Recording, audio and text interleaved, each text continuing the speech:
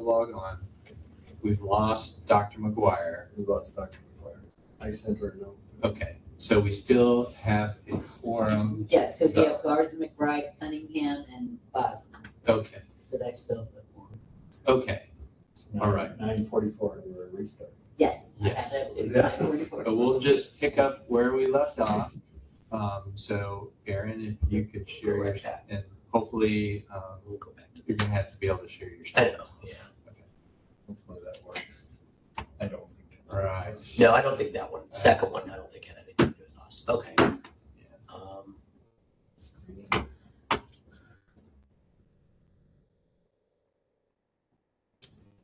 Okay. Dr. Cunningham, are you able to see the slides? I can see that on this. Yes, I can see the slide. All Okay, I think now we're. Try good number with 3. gas. All right. Okay, so yeah, so overall, Yeah. we all, we already talked about this, but overall, the trend in the last 3 months or so in both population and low-level felonies is good.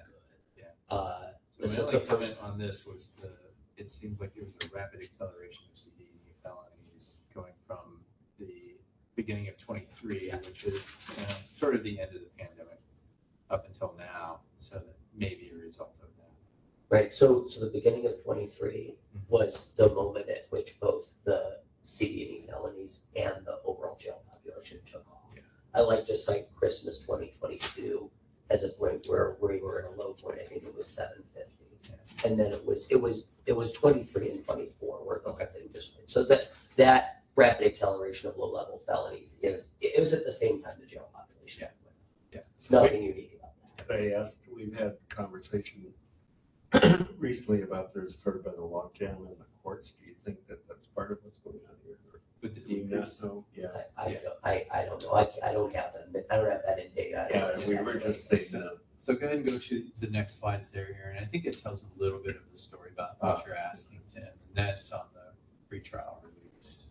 Yeah, although this is it is, although the expansion, the rapid increase in pretrial release started in early 2025, and that was really when there was a very significant focus on getting the pretrial release program expanded and working at a more rapid rate. And I think Director Coleman can add to this because I don't know the details of the staffing, but I know that I think Keto really expanded the program, and Mia Sutton has been able to hire more people, and I think it's just a more robust, more highly working program now.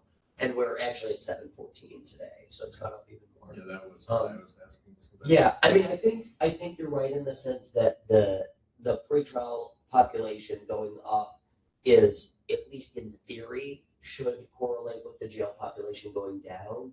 But I do want to say that, for most of 2025, this was going way up by hundreds of people, and the jail population was still in the high 1200s. Meaning, if we didn't have this, then who knows how big it would have been? I don't know. So thank goodness for that. But what I'm saying is the two theoretically might go like this, but they don't always actually move in reverse with one another. Yeah, if you had an increase in crime in the community, you wouldn't see that. But what I think this is indicating is we did have a surge, and then now it's getting cleared up. That's the way I would interpret it. Does that make sense? Yeah, if any of the other factors mess with the equation, then that correlation can get snapped. I think sometimes people could look at the increase in the jail population and say, oh, and these crimes going up, but I don't think that's There's many reasons. Yeah, Yeah, that's many not- reasons why. It's I just not want to always say a that good crime. for the Yeah. record, I Yeah. think it's. Yeah, because the jail population went up 500 people between 2023 and 2025. Crime didn't double in the community That's during that my period. point. Right, yeah. Thank you. So thank you. Yeah, so for pretrial release, including our TJS GPS program, we're at 697, today is 714. The main thing that I wanted to highlight on this slide is that over 80% of the people are on pretrial supervision or low level.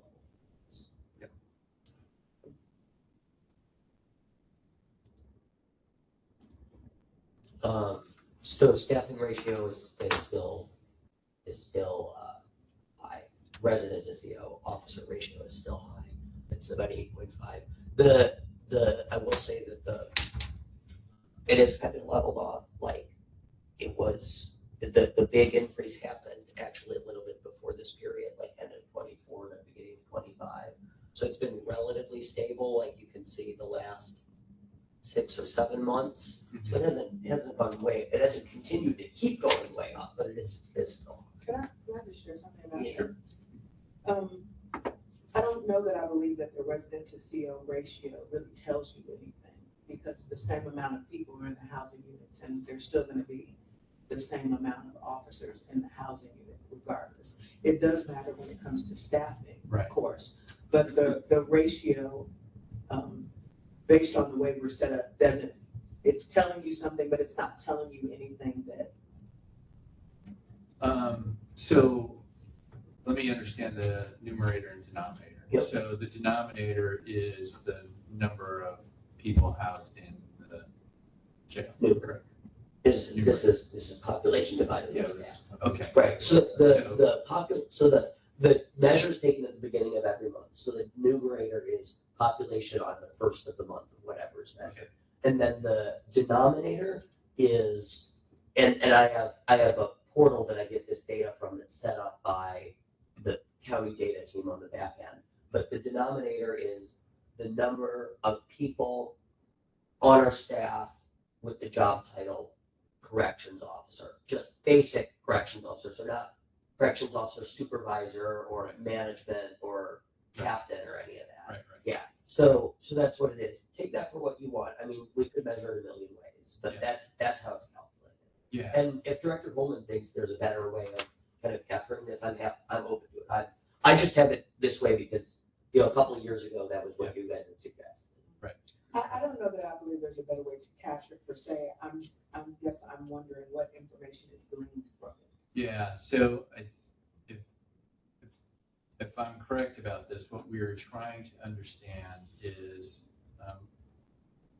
we believe that when there's a high ratio, meaning there's less officers to take care of a significant amount of the population, that we want to be at an ideal ratio. So to sort of translate that, the number of officers that you feel like you need in order to adequately staff the Justice Center, right? To provide, enough people power to adequate supervision so that you're not running on a skeleton crew the whole time.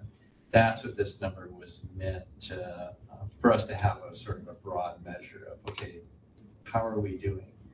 Now, I would suspect, Aaron, if we played this out over the last couple of years, I don't know what that ratio looks like, but if you were fully. Well, let's go to the administrative. Okay, so Tim's showing you right now. So, Okay, you got it. so I would suspect that if you said, hey, my ideal staffing numbers are 100, I'm just making this up, 100, and then we're at 60, that ratio is going to go up.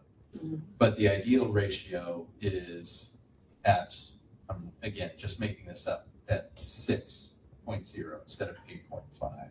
So that gives us a barometer on, hey, how are we doing? How is this potentially impacting operations? Because that number of staff is not flexing to the number of people that are housed within the jail. So it's independent of each other. So obviously, if you have 100 people in the jail, you don't need 100 staff, right? If you have 1,000, then you do need 100, right? And so that ratio is independent of those two. Well, it isn't independent, but it gives you a broad measure on, do I have enough staff to meet demand? So we do this in healthcare as well. Like, how much nursing staff do I have to meet the number of patients that I got? So obviously you need enough But I guess we nurses. wouldn't hire. Right. Yeah. So you would want to hire, right, to what you feel that your need is, right? And right now our need is 1,200. We have 1,200 people in the Justice Center. I don't see that radically going down unless. We need another to- pandemic. I guess I'm saying that our need is not determined by the population per se, more so than it is by filling the spots where the population are. You know what I'm saying? Mhm.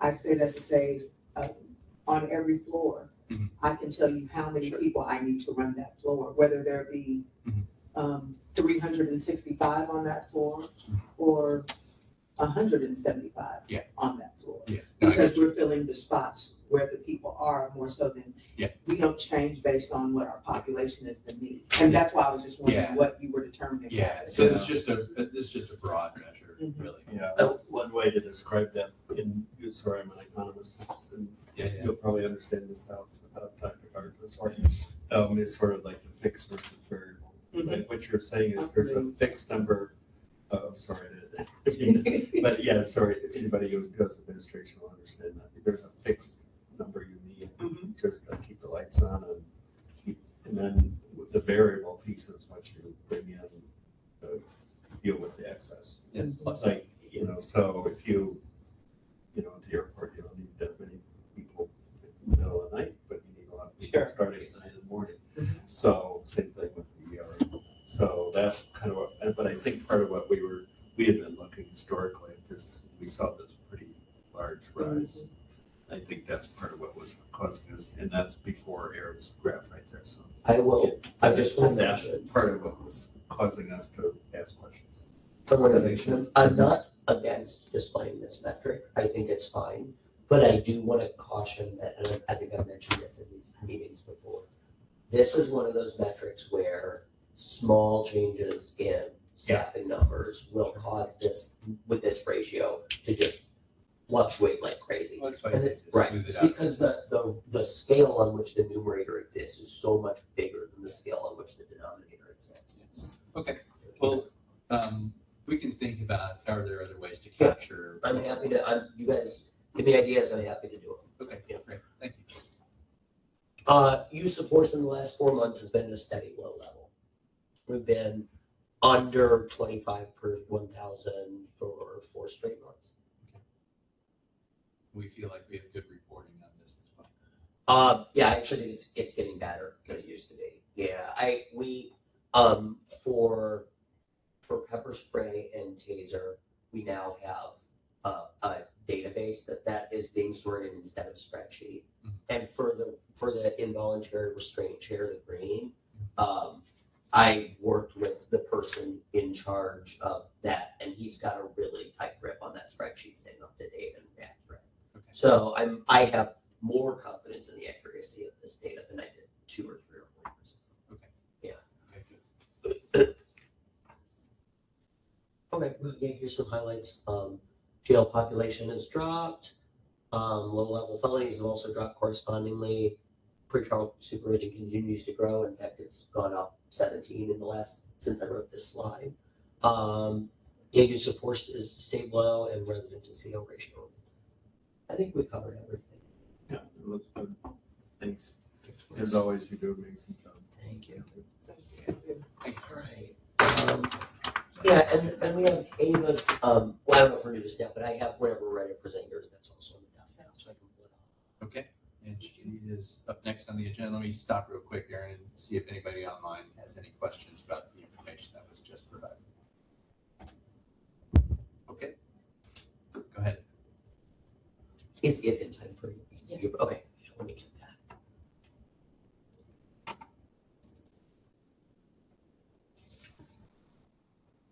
So last year in July, I presented to you the data sets that we kind of updated and reviewed. So the reason why we only have one slide today, because we are reporting on the new data sets and we agreed on doing that starting January 1st. So the quarter data that we are providing, it's December of last year, January and February. And it was easier for us to pull the new data sets to present those to you.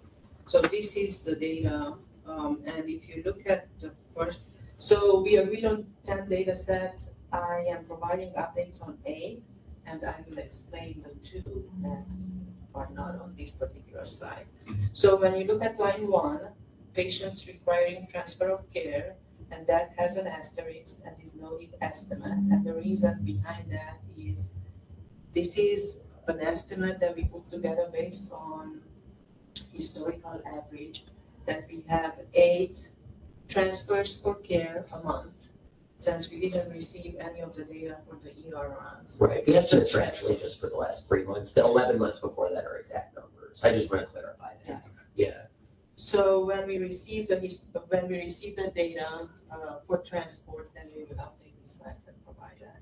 So we are using 8 per month. When you look at the second line, medical visits, and that's, so those are the total medical visits we had for the last quarter, and that does not include MedPass, which is provided every day. So that does not include the total numbers for MedPass.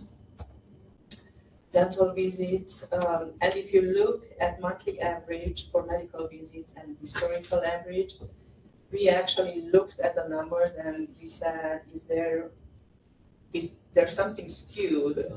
But those are the real numbers. It's just interesting that they came up at the same value. yeah, the 3 months So average and the there is- historical average were exactly the same Yes. down to the decimal point, and I calculated it It's not a twice, so typo. it's a mathematical coincidence. Yes. Yeah. And I don't know how often that happens. So, number of dental visits, number of site visits, and if you look, yes. dental Right, visits. yeah. So if you look at number of shifts that we cover through DPH staff, that's 24%, and then by agency 76. Number 6, unique patients seen by medical providers, monthly average, and then also historical average. Number 7, unique patients seen by site provider, and then number 8, seen for substance use. I do have data for you. I don't have data for patients initiated in MAT. We are working on pulling that data, but I can report on average MAT patients per month. And that was 71 on average for December, January, and February.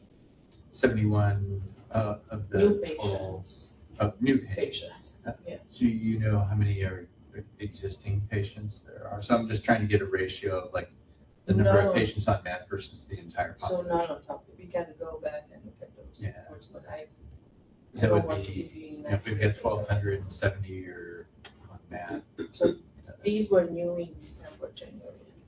Well, we can pull that data. probably like 7%. Yeah, that'd be interesting just to see. I agree. That would be a good data point for us to continue to track. Thanks, Dr. Garza. I agree with that. Yeah. One other question for you, looking at the site visits, because those seem like they had increased, but I'm not sure if that's because we have greater access to site care. So that might have driven those So numbers. we are fully staffed. We have 2 MPs and a psychiatrist working right now. Okay. So it's due to access. It's due to access, Yes. okay. Yeah, in fact, I talked to Katie yesterday afternoon, and she said, with this kind, it's very different from jail. With this kind of data, an enormous amount of the fluctuations in the numbers can be explained by even just a single person leaving or being Yes. added. Staff changes of just 1 or 2 people can make these go way up. Staffing effect. Yeah, yeah. The other thing, so this is work in progress between now and our next meeting with the Better Place, providing all of the data to you. Obviously, we have Epic coming in, and we will have more valuable data to be able to pull.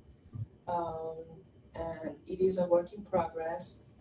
And we thank Aaron and our team for pulling the data. And then I was promised by Aaron that he will have time between now and the next meeting to put the dashboard together. So we will have a visual tour. Yeah, so I wanna clarify, so we have not, right now, there's a couple blanks because we don't have, as Ava said, we're still missing.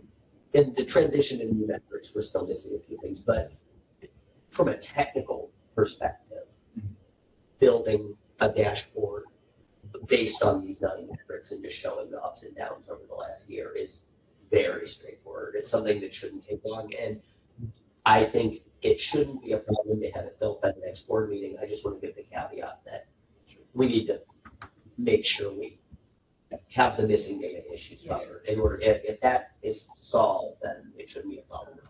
And we are working on our end as well. We are streamlining our process on where to put the data and what kind of matching we are working. So that's all part of it. We are aware and working. I do want to say with the data pool, just as a reminder, that we will be transitioning to Epic soon. So hopefully, the way that we pull the data should significantly improve. Right now, our current EMR is not the friendliest. And there, I do know there could be maybe some manual concerns because we're severely limited by the current EMR. So I think in the next coming months, the data that we pull should definitely improve because we should be on Epic by that time. That sounds Oh, good. promising. Any questions? Yeah, I know we're running late. because- I do have a question. This is Bosman. I just wanted a point of clarification. When you reference MedPass data, what Yes. are we referring to? So that's our medication pass that's provided in the building daily, providing medicine to the residents who need them. And if that's data that you would like for us to provide, we would be happy to provide that moving forward.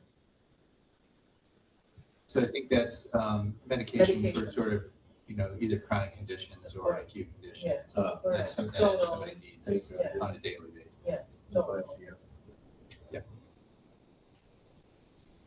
Okay, thank you. I just wanted to understand that reference. I appreciate it. Thank you. I'm glad you asked.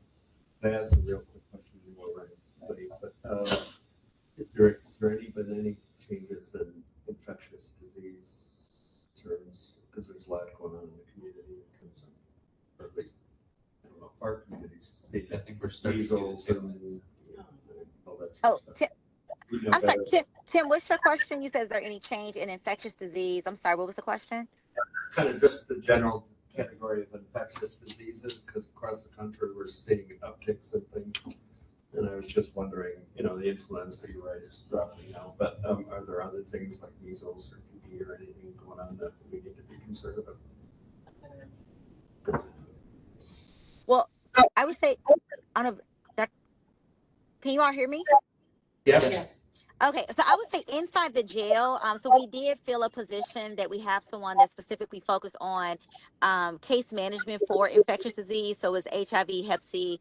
It's a broad category. So we do have a dedicated staff member, but as far as types of infectious diseases, we're not seeing any measles cases or anything internally specifically to the jail. But as a health department, we are monitoring that closely, and we had the one case that came through the airport recently, but so far no concerns with specific infectious diseases at the jail. But as a health department, we're monitoring closely, given what's taking place across the country. And then just for this group to know, we're working with the multiple health departments in the state to plan for the World Cup that's coming up, and so there is a significant concern that infectious diseases locally may increase when those games begin. So just not related to the jail specifically, but overall as a health department, that's what our angle and our focus is right now.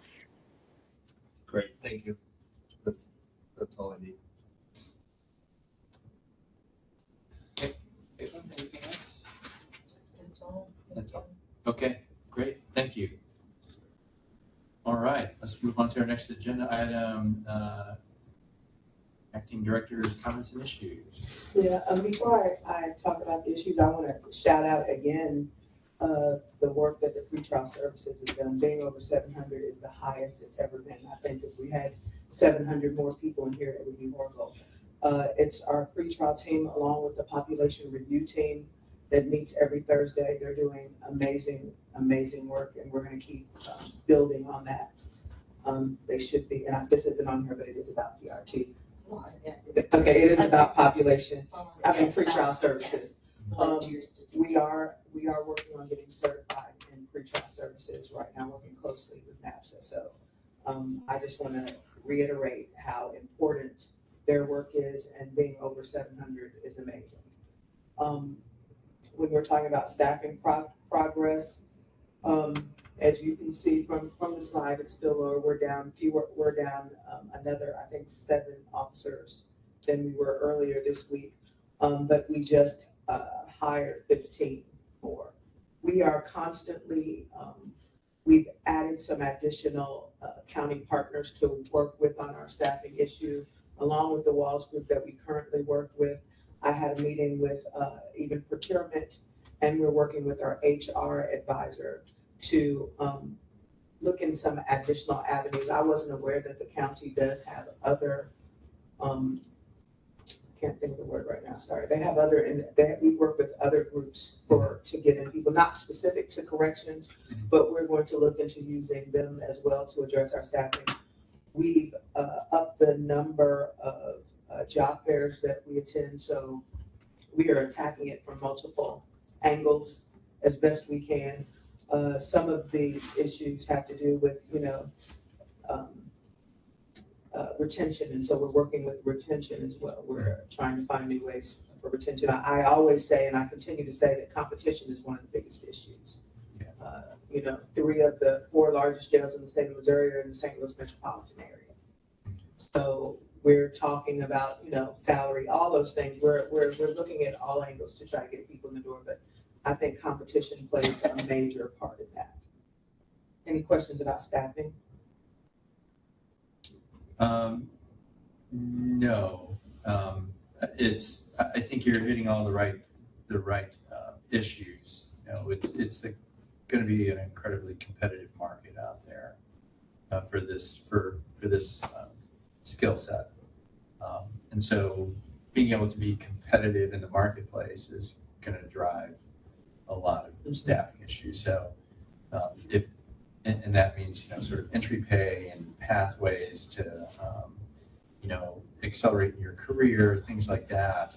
And so it takes quite a bit of effort in order to move the needle on those sorts of things. Yeah. Which I know you're not a stranger to, but just it's a complicated business of hiring staff, and not just for you. I'm sure for medical, we suffer with that in the healthcare services as well.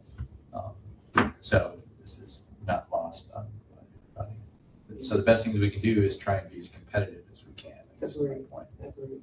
And like I said, we are, it is at the top of mind always to try to, we've added some additional partners in the county just to try to widen our net, make sure that we're hitting every aspect that we can, including social media and all those things. So it stays at top of mind, and we're always working on that because it's really important.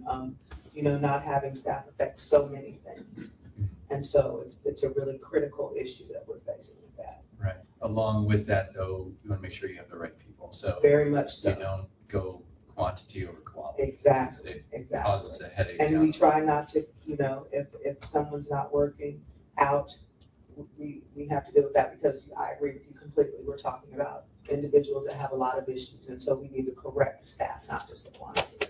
I think the quantity route happened, several years ago, many years ago, and it didn't work. So I'm definitely, we're trying to find that balance between getting enough people and getting the correct people. We're dealing with people's lives, so we take it seriously. Right. Did you have Yeah, could I just raise a comment? And I appreciate your comments about the pretrial numbers. I agree with it. Kudos on that. That's really important. And we already talked about some of the staffing ratios and all that. Since we're talking about staffing, just in the interest of transparency or whatever, could I bring up the St. Louis Public Radio article that was about the team up training? Do you have any comments about that? Can I comment? I'm familiar with the former officer that was here for like 6 months? Yeah, I think. Really step up. Yeah, I think that's fine. So the counselor is going to speak with her client.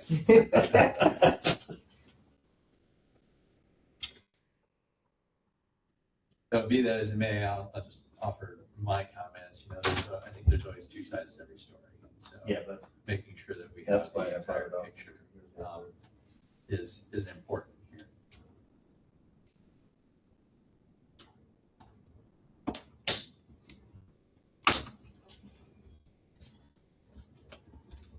So apologize, it'll just take a couple of minutes for the counselor's office to confer with the administrator to see what they can and can't say.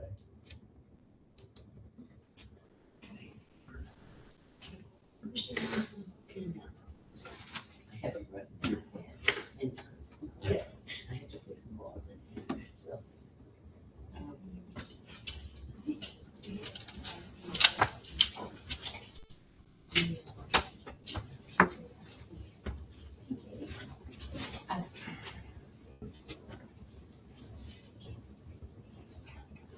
Okay, Okay. anything? What specific question? That's a good question. I tried to pull the article up because the internet didn't really work, I'm but familiar. you're familiar with it. I guess since the public reads this, Dr. Garza need to come in as you're walking out of the room, that there's always two sides to every story, so. Very I just wanted to see if there's. I think what we, Thank you for part of what, failing. yeah. No, I think it's fine. So I think broadly, what at least this is what I've observed is I think our training is performed very well, and I think Director Coleman or Administrator Coleman can speak to this about the path that our training program has taken. Maybe that might be a good thing to talk about. And then we referenced hiring processes just a couple of minutes ago where we made sure the philosophy is quality over quantity. And so I do think that both yourself and Director Best took that very seriously. And again, these are my observations. It's that there was considerable effort made to make sure that we were hiring the right people for the position and not just going and so if I recall correctly, Director Best was even doing some screening tools to make sure, hey, these folks are going to fit in well here, or that even some basic sort of educational component to make sure that people are going to do well. So maybe if you could just speak to training and then the recruitment, because I think those were a couple of the significant issues. Okay, I will say within the last 5 months, four or 5 months since I've been in this acting position, we've upgraded the training program, the initial cadet training. Right. And we're very pleased with the direction that's going. I will honestly say that yes, we definitely need more training, but there are two difficulties to that. A is budget, our training budget, and B, when you have low staffing, it's hard to pull people from training. So like I said, staffing causes a lot of areas. So how do we address that? One way that we attempt to address it is we use our time during our staff briefing to put out certain training things. We have policy training, and then on their floors, the unit managers conduct as much training as they can. It is insufficient, or I'm going to say it's insufficient after you come out of the academy. I'm perfectly fine with our academy. I think our academy was good. I think it continues to get better. We're in the right direction with the academy. Do I think that we need more training? Yes.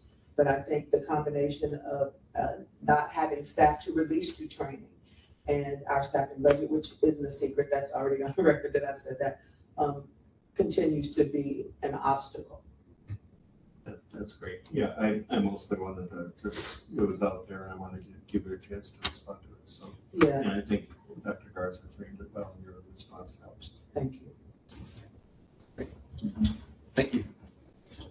Okay. Director, did you want to talk about the ACA Accreditation, very briefly.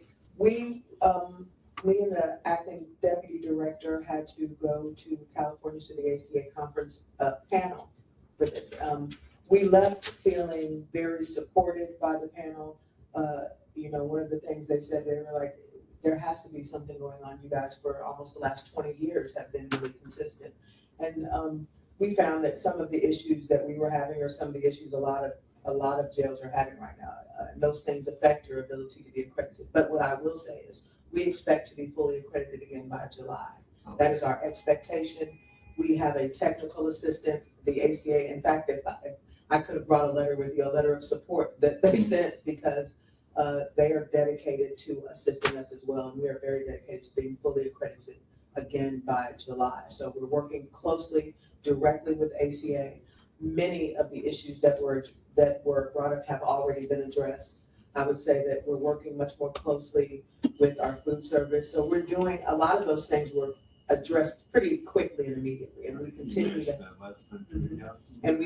have meetings. We're trying to build up that foundation to get back up to where we are. And that's kind of what we're on, just building the foundation to get back in compliance. So a lot of things were already back in compliance, and we expect to be in full compliance by July. That's a good report. Could I ask one quick question? Absolutely. Yes. So that's a good report, and it would be great, if it's to get the accreditation by July. So appreciate your hard work on that. If I recall, maybe others can tell me, was there issues about the building itself, about life in the building in that accreditation report? I can't remember. I think there was probably some secondary and third order effects from the aging of the building. Yeah, that's what I recall. It's difficult. So just well-known issues with the plumbing. And so Yeah, if that's you what I have, recall. if you have water that shouldn't be where it should be, then you're going to have issues with environmental hazards. So, but those are some long-standing issues that need to be addressed. And unfortunately, and I don't want to speak for you, Director, but the maintenance is not under your control. I mean, that is underneath a different department of the county. And so if we can't get those things addressed, then there's little that you can do to prevent those issues from occurring. That is true, but I will say on the behalf of that other department, Right. once again, we do have budgetary constraints, Right. but we do work very closely with them to address the issues. Right. We have a weekly meeting with them, and so the things that they can address, they do. But Yeah. once again, this is public information because I've said it several times. This building is at the end of its lifespan. So that's a primary issue, and they're doing what they can with their budget. We're doing what we can with our budget, but the building is old, and so things happen. We have a few things coming up that we're going to be working on as well, and we have, the county has budgetary constraints, so do we. But yeah, we work very closely with them and collaborate with them to address any major issues as quickly as possible. And that wasn't meant to criticize the other. No, I think it's already. No, you're- I started wanting to get on the record of this board meeting because I've heard you say that publicly. And so I think it's, as Dr. Garza mentioned, you're at the end of the life of the building. Yeah. So, okay, that's helpful. At least I'm satisfied. It's all good. It's all good. Let me pause there and see if any of our board members that are online had any questions about either the staffing or the ACA accreditation. Okay, hearing none. All right, moving on to our next agenda item, hearing public comment. There were no public comments. No public comments, okay. We are at that part in the agenda to set our next board meeting and any agenda items. So let's see, I'm guessing it would be around the July timeframe. We're looking at second quarter, is that right? Some of that'll be fun.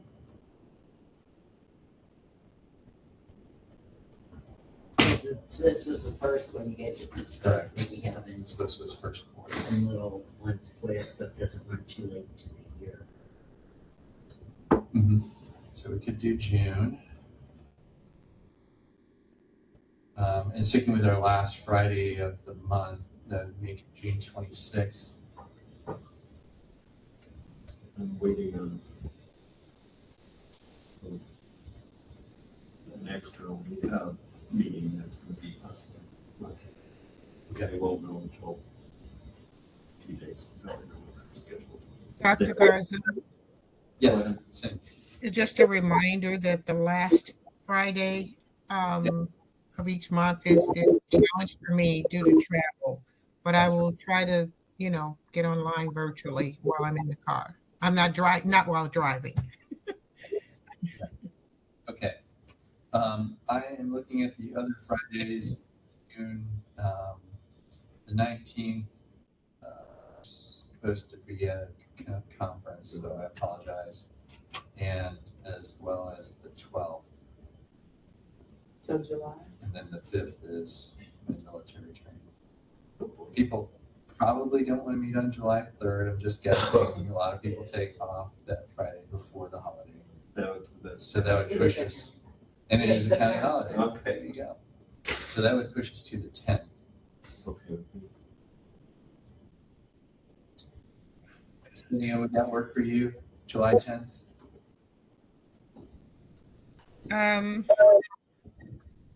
I have another board meeting on that day from 8 until 9:30 on the 10th. So that is a conflict for me. It's already scheduled. Would the 11th work? Well, that's a Saturday. I don't think you want to meet on a No, Saturday. this is, we're looking at June or July? July, I'm sorry. Okay, I'm sorry. I was looking at June. My apologies. The 10th of July will work. Okay. There's at least 3 of us.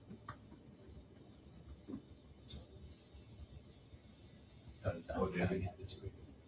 Okay. Okay, well, okay, so we've lost quorum, so we can't vote on anything, but we can discuss dates.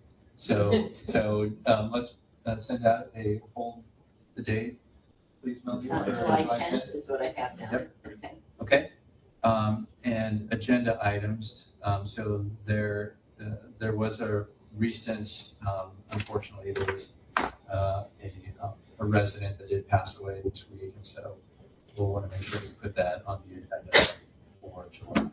Yes. Were there any other significant issues outside of the normal agenda items that we typically have that anybody wants to see on the agenda? You raised that one, and if there's an update on your report, that would be great.